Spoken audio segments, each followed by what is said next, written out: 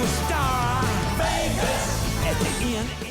NFR Extra is a weekly podcast that focuses on the Wrangler National Finals Rodeo and features icons that embody the rodeo and Western lifestyle.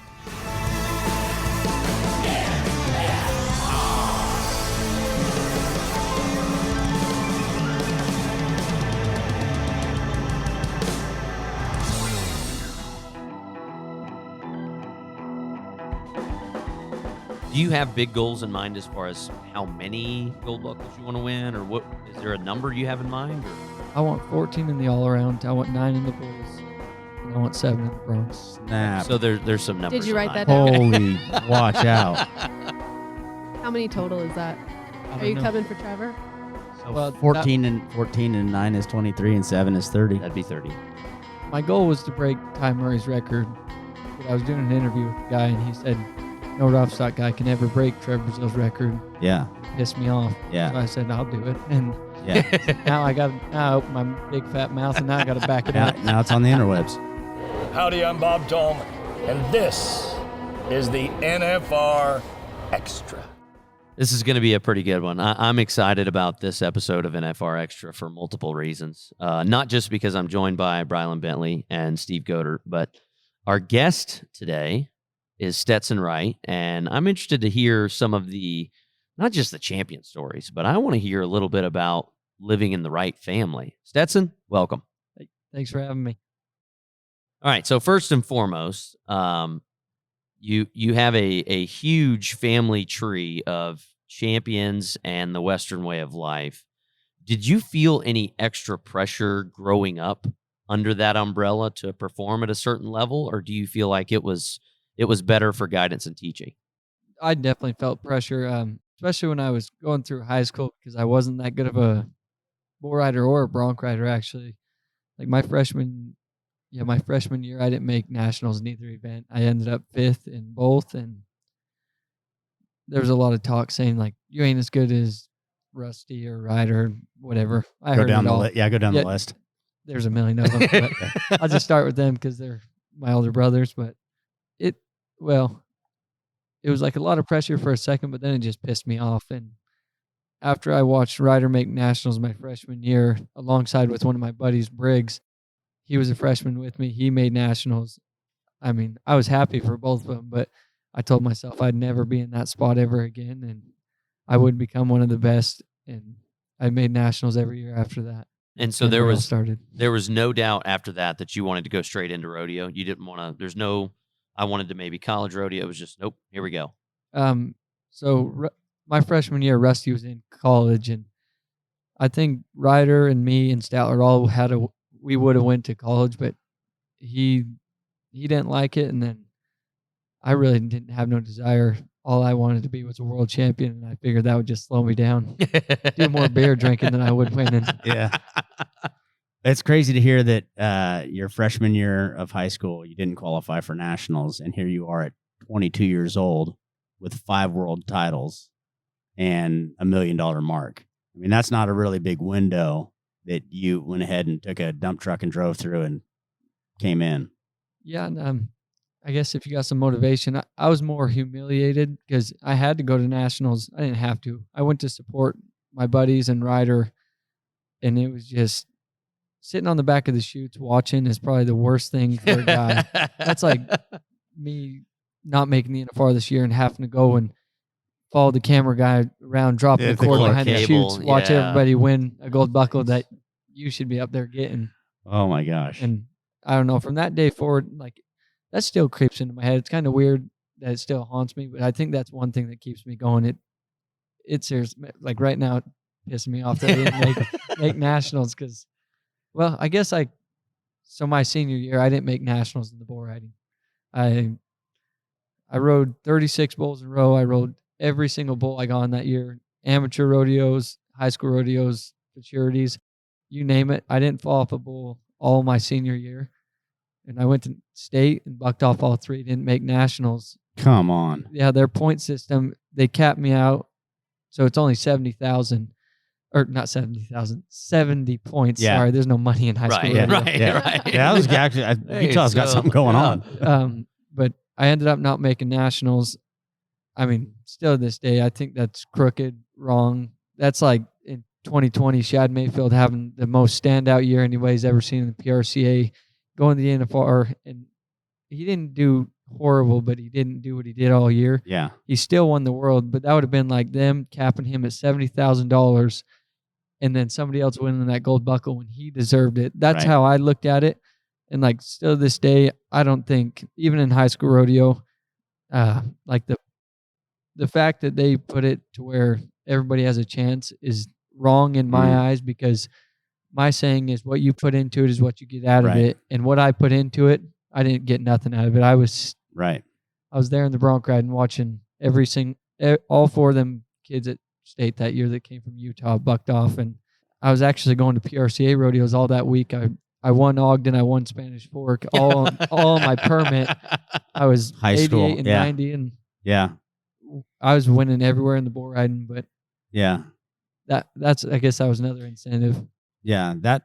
I don't know, man. That's kind of one of the hard things too, is like you looking at that to where how much effort you got to put into, and for the parents too, because like when your parents are hauling you to these rodeos and taking you to the practice pens and doing all that, and I hate to say it, but there was somebody somewhere that we have to make this even for everybody else. Yeah, I mean it happened. It's kind of sad to see at Utah High School Rodeo, because all the great champions they've had come out of there, like Casey Field, Yeah. Wesley Silcox, Steve Woolsey, Jerry Shepard, all the rights, I guess you could say. Like Yeah. there's just a number of them, but they all competed on outstanding stock and like what Utah did for them.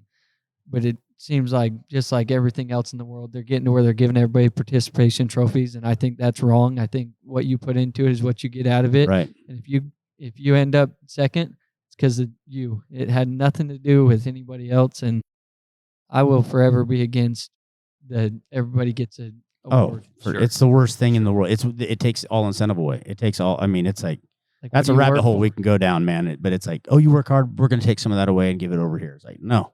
Yeah, this guy that slept in, Come get he's it. going to make nationals. Right. When you were up every morning Right. doing drills, trying to make it. Yeah, no, that's definitely something that puts a bitter taste in your mouth where you're like, but like you said, here's the thing. You had a choice. You could dwell on that. You got screwed over. I'm upset. Or you'd be like, all right, national high schools. Hello, Las Vegas. You know, it's like you'll close me out here. I'll come kick the door in over here. Yeah, that's funny. My senior year, so not that I had any pull in high school rodeo, but the stock contractors came and gave me and Briggs Matson a list of bulls we wanted in the short round. And me and him clearly, well, thinking back now, it was a dumb idea. We were like, well, we'll go ask everybody what they think instead of just putting the ranked bulls in there Right. that we wanted to be 90 on. Yeah. They didn't want that. They wanted the Hop, jump, everybody get on. can stay on. Yeah. Sure. And me and Briggs were all for the idea of being 90, and we'll send the 4 kids to nationals that are going to win nationals for us. And, Exactly. well, I didn't make it because, On a hopper. well, the sad thing is I did get on one that I wanted in there. So, Oh.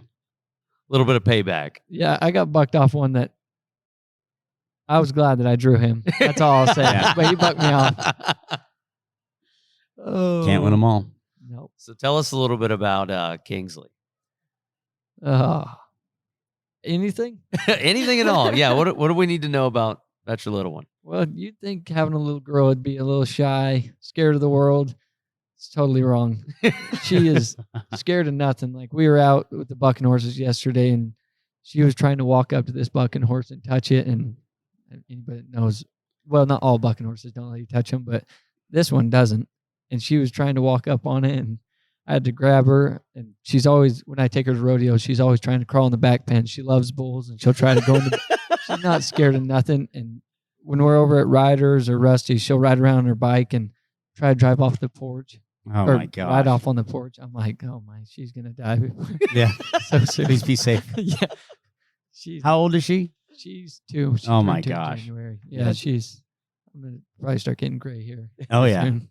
Yeah. Well, you're due. You're 23. That's awesome. Yeah, we both have little girls too, and like my little girl, the baby, she is like always wants to be with the horses, always wants to be in that, always just the thing. And I still can't tell. I haven't figured out how to tell her no.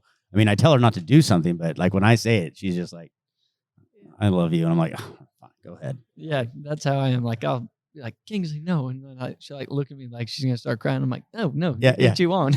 Yeah, I meant no. Don't let me interrupt you. You guys call me during senior year of high school. So, your family obviously is huge. So this is just throwing something off the wall here. But if you were to recreate the movie Tombstone with the right family, like who would be some of the characters? Like who would Rusty play? Would he be one of the Earp brothers, or would he be an extra that's a drunk during the card game, or like what? Who would play the different characters in Tombstone? Gosh, Rusty, Ryder, and my dad are all probably the serious people, Okay. and the badass gunslingers. So that's Okay. what they'd be, and I'd be the guy over there cooking, so I don't get shot. Yeah.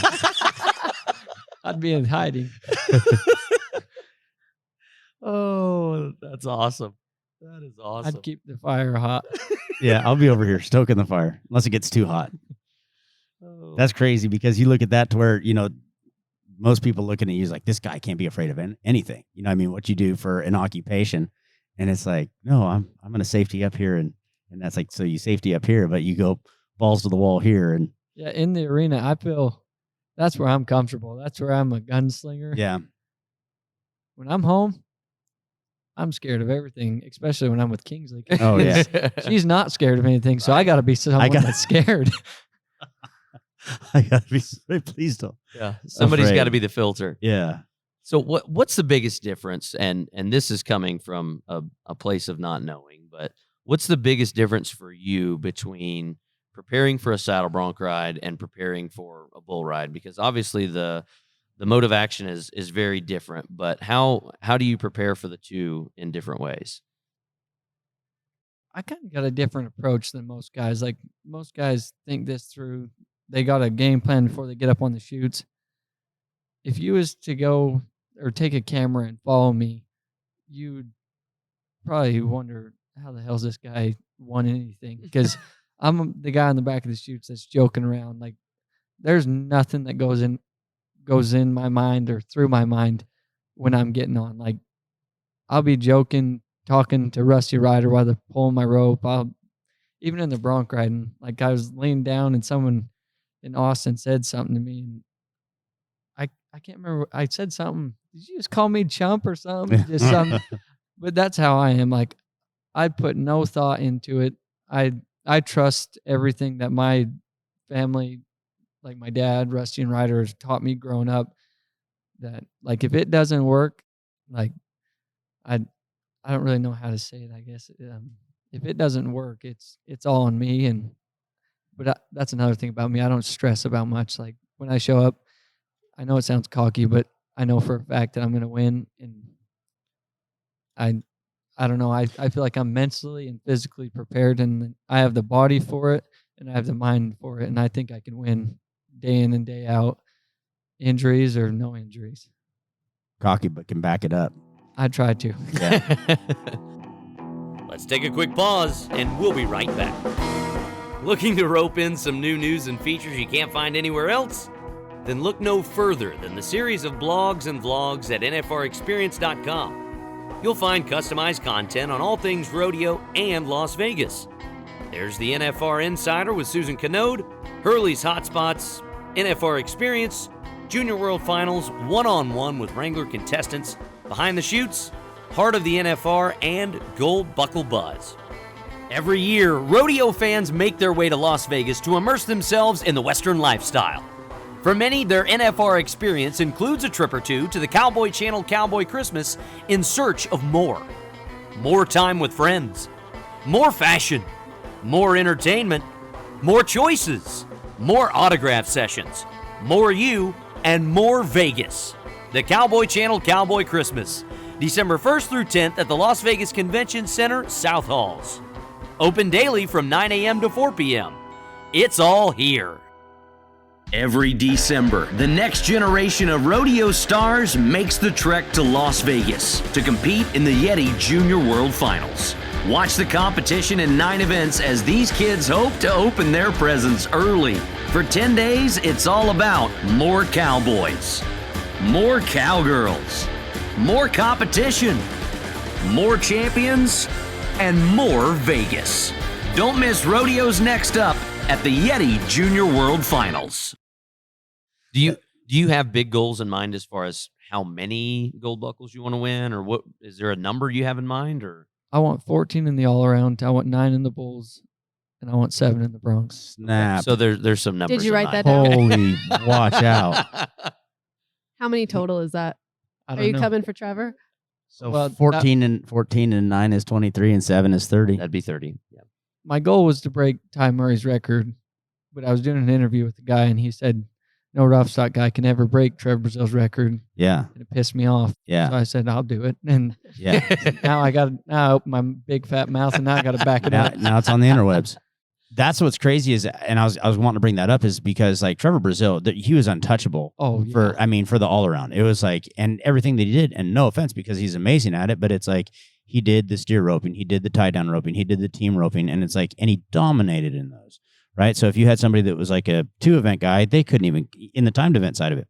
But back in the day, is Ty Murray was that. And here's the thing, man, you look at those old Ty Murray deals when you're going Bears, Bronx, Bulls, and you listen to the best guys in the world talk about how getting on 10 head of the best stock, it's like, try getting on 30. And I mean, what that guy did was, and so you're signing yourself up on that same paper, but it's like since Ty Murray and then Trevor Brazil's reign is nobody was in that all around rough stock championship deal, and you showed up and put the kibosh to that. Well, I don't know. It's not about really a that. question. I'm just making a statement because that's what it is, man. Is you've shown up and with a force and a force to be reckoned with. So when you hear somebody with your determination start talking about numbers like that, it's like, oh, they can't do it. It's like, well, stand back and watch. You can't do it. I'll do it. That's going to be, that was hearing those. I want 14, 9, and 7. I was like, oh, whoa. So he's and I thought think about the it. question, yeah, well, and the question comes in, how do you stay healthy getting on 20 head during the finals comparative to a 10 for someone else?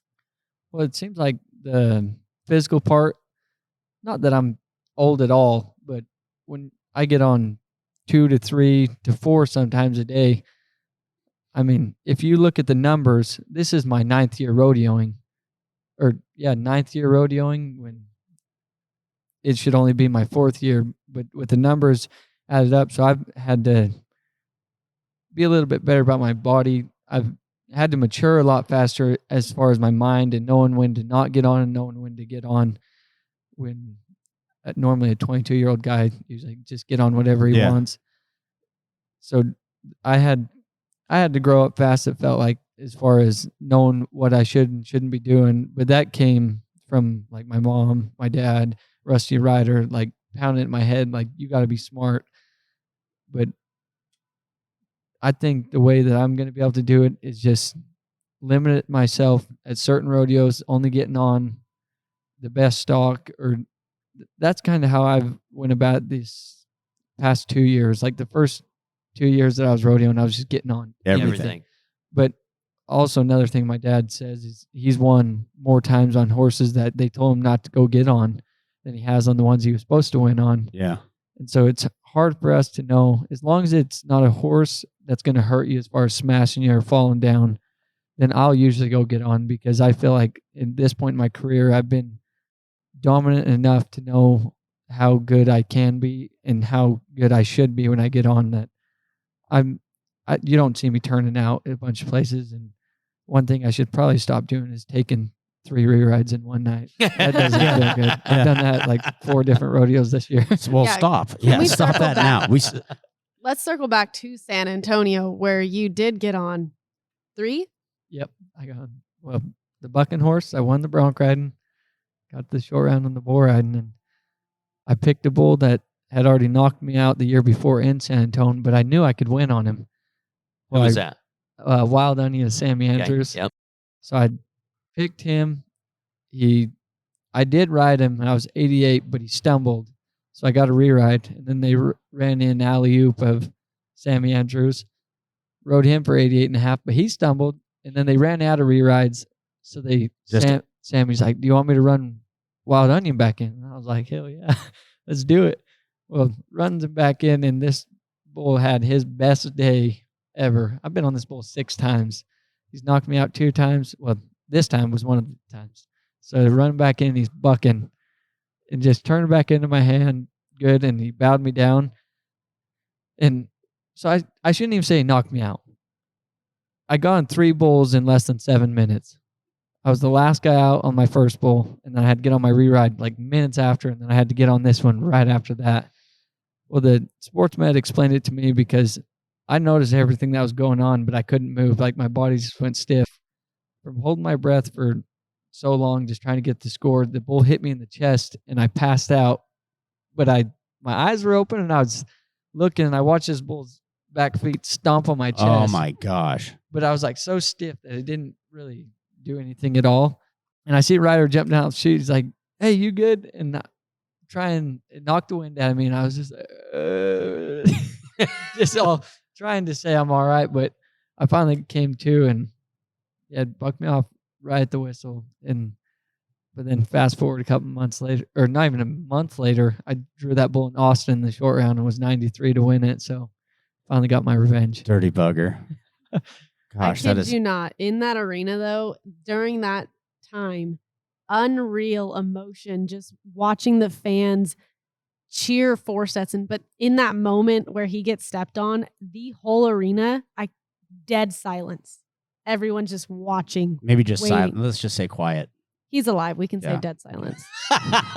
If he didn't live, What won it? What was the winning score? Sage won it. He was 92. I think 91. Whatever. He made a really good ride Right, on a yeah. bull, and Stetson was going for him. He no, wasn't going to give it to him. I don't blame 88 you. and a half. That's crazy. 88 and a half with the rear ride. They should have just said, like, Twice. we're going to But knock some points there off are this and- those few moments, and it doesn't happen very often, but I have seen a flank strap come off and somebody be in the high 80s, and you're like, they're like, no, I'll take the rear ride. I'm like, Yeah. you were 88. Why? Like, just, I get your I scenario, hate being though. second place. Like, I understand pisses that. me off, I and understand that. if you're second, well, to me, I hate second, so I won't do Yeah. it. And I would rather fall off trying to Sure, win. sure. But if I'm gonna win the 9 gold buckles in the bull riding, I can't finish second behind Sage because that means he's winning and I'm Yeah. not. So I got to be winning every time if I want to pass him. Well, and the great thing about this story is it continues to trade blows because, he wins at San Antonio, but then you win at Houston and Austin. So, I mean, it's like a really great boxing match that goes all year long, and we have to wait till round number 10 in Vegas to see who wins it all. So, from a storyline standpoint, I don't know if you guys have any sort of bad blood or animosity but from a storyline standpoint, it's golden. I think what me and Sage have been doing, I guess, trading blows for the past 3 years in a row is just one of the coolest things ever. I think it's awesome to be a part of because, I mean, I feel like for 6 of his gold buckles, he ran away with it. Right. For the 5 of them, the last 2, he's dang for sure earned them things because he's had me and Josh Frost ride on his ass. Yeah. And then in the bronc riding, me and Ryder, it's even cooler because we're brothers, but Yeah. me being able to be in 2 of them awesome stories and race for a gold buckle is just, that means more to me than anything because winning that bronc riding world title last year, I had to win the 10th round. Everything had to fall into place for me to win it because going into the 10th round, I didn't think I had a chance because every commentator at the NFR said it was between Brody and Ryder. So I went the 10th round pretty much playing defense for Ryder to win his 3rd gold buckle and walked out of the alley and they said, "Hey, you won the world." And I thought they were talking about the all around. So I was like, yeah, you guys told me the 5th, Yeah. in the 5th round. Yeah, I know. So I just kept walking and I'm like, that guy wouldn't tell me again. I'm like, so I walked back down there. I'm like, why'd you say I won the world? He's like, you won the world in the bronc ride by less than $1,000 or whatever. And I'm like, holy crap. Dude, that is so crazy. That is unreal. But it literally was one of those conversations that when the water cooler talk after the 9th round, going into the 10th, who's going to win what? And I mean, no offense, but nobody was talking about you. No. It was, all right, does Ryder have enough to win another one? And you're right. I mean, it really was a situation where you were just trying to block and tackle for your brother. But yeah, and if you look at the world standings, me and Ryder had 25,000 after the 10th. Everything was over Brody Kress. Like, I don't know how I got lost in the conversation because 25,000, that's a round. Right. Yeah. Right. I don't know. And I guess what, I didn't pay second attention place to or it. something? Yeah. Just Like, here to ride. All I had to do was, if I would have been second place, Ryder would have had the gold buckle, and me and Ryder both, Brody would have had to win the round, and me and Ryder both would have had to buck off in the 10th round for him to win the world. But just crazy. Not today, buddy. That is insane. That's like, I don't know. It's crazy too, because right now, you know, I mean, and this is, I know that you're really young and you're gunning toward, you know, I mean, like towards all of your goals, but it's weird to kind of think about something right here because you've already hitting some mile markers, right? I mean, 22, 5 buckles, that whole thing and the direction you're going. But legend is one of them words that these guys and what you're talking about is like, you're talking legendary status, and not of your era, but of our lifetime of rodeo. You know what I mean? Like, do you think about anything like that ever? No, not necessarily. I probably never think any of that. Well, unless they put my dad in the Pro Rodeo Hall of Fame, I will never see myself as one if he doesn't go into it, because that man started a dynasty that this sport will never see again. I don't believe that it'll happen again. What he started, he made the NFR, won the world, and then made every single 50 rides believe that they could do it too. Yeah. And now there's doing it. the rides taking over the saddle bronc riding. Yeah. That's awesome. Yeah, but that's, I mean, it's just crazy to look at, though. I mean, from an outsider's perspective of like when you're talking about achieving the stuff that you are, that's no joke. That's legendary status. And like you said with your dad too. And I think one of the coolest things is when your dad and your brother were at the NFR together. That was truly, you know, I don't know if that's ever happened in timed events, I guess, but on the rough stock for the same event to see a father and a son like that, that's like, oh, that's awesome. Yeah. Pissed me off when my dad didn't wait around for me. But when he had Rusty and Ryder there with him, I was just like, come on, only 2 more years, stick it out. Yeah. He stopped. Yeah. Jeez. Yeah, that's cool though, nonetheless, man. Little brother is now in play. What's your projections this year for him? I think once he realizes how good he is, we'll all be in trouble. He's got longer legs than us, and he can, like, you put him at an amateur rodeo, high school rodeo, he'll dominate whatever he gets on. And I think once he realizes the horses are the exact same from what we get on at home to the PRCA, I could see a few gold buckles in his future as well. So is it just a confidence thing then? Yeah, that my rookie year, and I almost didn't make it the NFR, I guess you could say my sophomore year. Right. But My just sophomore because year. Yeah. I just thought that it was, I don't know, I'd made 90-point rides at a bunch of different rodeos that didn't, well, I guess you could say they weren't PRCA rodeos. Right, So, like, I didn't feel threatened by the rider rides, Rusty or Brody Kress. And once I realized that I was cut from the same cloth as all of them, then I started doing better.